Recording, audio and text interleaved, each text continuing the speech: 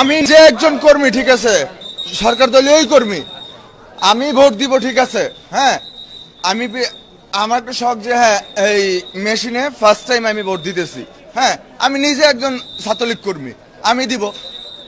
ভিতরে ঢুকে আমি না দিয়ে ইয়ে করে আমার ইয়েটা বের করে না, উনি খালি আমার ফিঙ্গারপ্রিন্টটা নিয়ে উনি উনি কি করলো, ওই নিজের হাতে নিজে ভোট দিয়ে ফেলাইলো। আমি ব্যাক ছেলে বললাম ও তিনতলা যেই হোক না কেন, এগুলো তো ভালো না। তো আমরা ছাত্রলীগ কর্মী, আমরা যদি ভোট না ঠিক মতো না দিতে পারি, হবেন না। আপনি কি ঠান্ডা মাথায় বলেন, কি ঘটনাটা হলো, কি বলেন ঠান্ডা মাথায়। ঘটনাটা আমি গেছি, ঠিক আছে, আমার নাম্বার সব বের করছে। হ্যাঁ, সব বের করছে। হ্যাঁ, আমি ভোট দিব, ঠিক আছে। সে আমার তার তর্জনীর ইয়েটা নিছে, নেওয়ার পরে বললো যে আপনার পছন্দের প্রতি ইয়ের ভিতরে যা ইয়েটা দেন।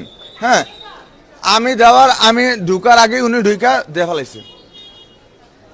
তা আমি শখ করে যে দিব, আমার দ্বারা সে ভোট দিয়ে ফেলাইছে। আমি বললাম এটা কি হলো ভাই, আমি আসছি, আমি তো সেটাতেই দিব, আপনি দাঁড়ান, আমি দেখেন আমি কোনটাতে দেই।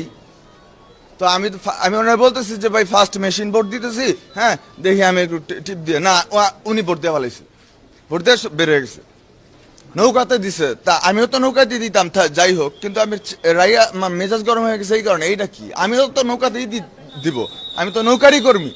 যে অভিযোগগুলো করেছে সেই অভিযোগগুলো সবগুলো বাস্তবে রূপ নিচ্ছে। আজকে আপনি দেখেন ঢাকার বাইরে থেকে বিভিন্ন